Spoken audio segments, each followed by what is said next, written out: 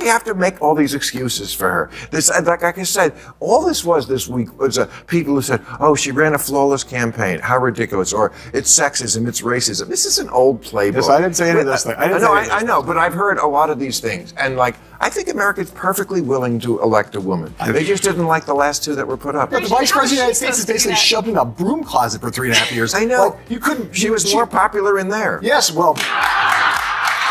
I mean, this idea that in a mass media age, that 107 days is not long enough to know somebody. You are way overestimating the American people in terms of what they. No.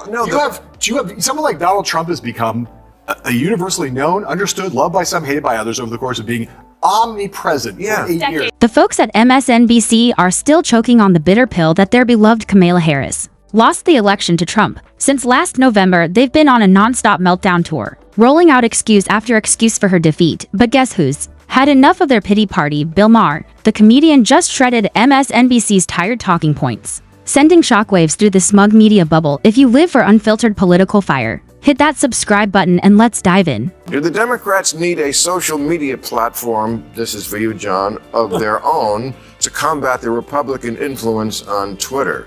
Well, I don't know, but Twitter, it's funny, it used to be completely left. Then Elon said, I'm going to take it over, so it's going to be 50-50 right down the middle. He didn't do that. It just switched completely. So I don't know. It's terrible that I think that we have our own media silos. We need places where, like this show, but there's not enough of them, where everybody comes and everybody hears everybody else from all points of view. Maher kicked off the segment by blasting the toxic media silos both parties have built over the years, but let's be clear, the right didn't start this game. It was born out of the left's takeover of legacy media, weaponizing it to twist narratives, skew reports, and shield their own. For years, Trump was their favorite punching bag, hammered 24/7 in hopes of making him radioactive to voters. Meanwhile, bad news about their political darlings magically vanished, and disastrous interviews were chopped, polished, and repackaged to look pristine. Maher called it what it is, a corrosive practice, and demanded a return to media spaces, where both sides can actually debate the issues instead of hiding behind echo chambers. I'd like to steal a line from Dave Chappelle, who said at some point how he doesn't know very much about what goes on Twitter because he doesn't go on Twitter because Twitter's not a real place. That's sort of how I feel about Twitter. And Twitter, not only is Twitter not a real place, but it's become a toxic cesspool filled with nothing, not about right, it's not about conservative, it's just filled with misinformation, disinformation, and conspiracy theories. So I would rather not have the left replicate that if that's what's required. I think the deeper question that the question's getting at is that if you look at the data in this election, the amount of reach of all of these alternative, I'm talking about the whole podcast space mostly, but also social media, the interviews that Trump did, not starting with Rogan, but Theo Vaughn and all of these other things he did, incredible reach compared to old mainstream media, right? Exactly. It's no mystery why millions of Americans finally caught outlets like CNN, MSNBC, NPR, and their buddies weren't just reporting the news, they were cherry-picking facts, twisting headlines, and running interference for Kamala Harris and the DNC. Every scandal downplayed, every blunder buried, every opponent demonized. People got tired of being spoon-fed propaganda, so they turned to independent voices. Podcasters like Joe Rogan and Theo Vaughn, who weren't afraid to rip the lid off the narrative and tell it like it is. These unfiltered platforms became the go-to for truths the mainstream refused to touch, and honestly, these truth-tellers didn't just entertain. They helped break the DNC's grip on power and played a huge role in putting Trump back in the White House.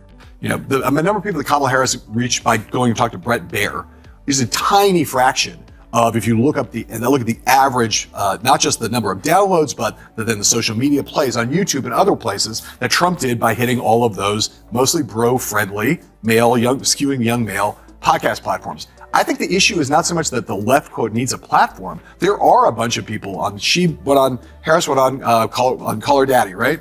All the Smoke, a few of those things. What the left has to, what Democrats have to figure out is the fact that the way to talk to voters who are not our age, and the large swelling number of the segment of young voters and middle-aged voters, is that they have to start talking to them on platforms that are not 60 Minutes and Fox News or MSNBC or any of these, I hate to say it, dying legacy media platforms. You could practically see the discomfort radiating off his face as he hesitated, stammered, and danced around the truth that legacy media outlets were blatantly skewed against Trump and the GOP. This wasn't some minor slip-up, it was the first time I've seen anyone, host or pundit, from the insulated bubble of legacy media even come close to admitting it, and even then, he wrapped the confession in soft diplomatic language, tiptoeing instead of ripping off the band-aid. It was as if he feared the wrath of his own newsroom for stating the obvious. That's when Maher, never one to waste a golden opportunity, cut through the fluff and asked the question that mattered, the one that stripped away the polite dodging,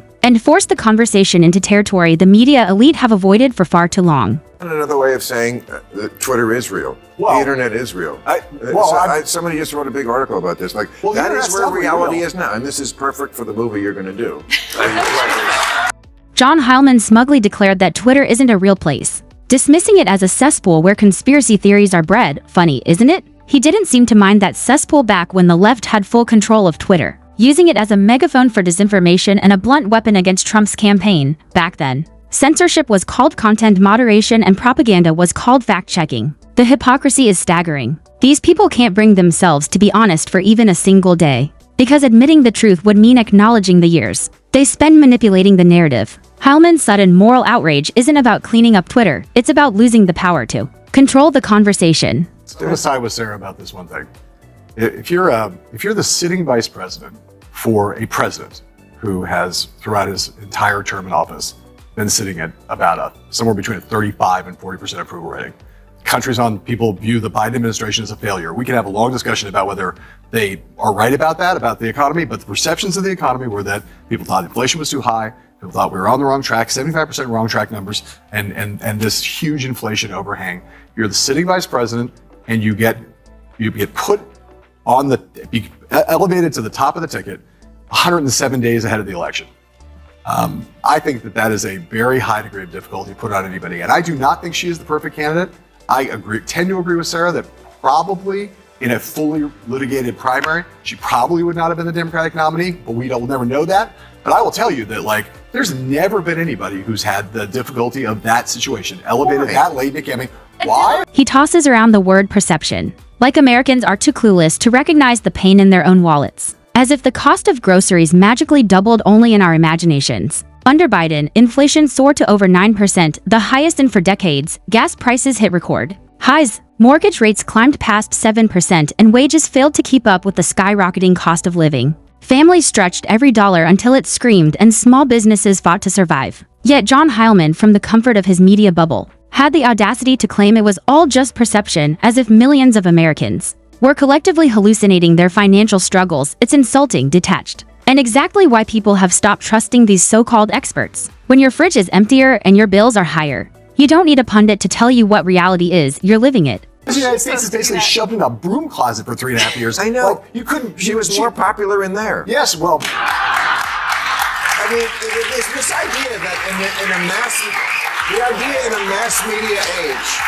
that 107 days is not long enough to know somebody. You are way overestimating the American people in terms of what their ability. No.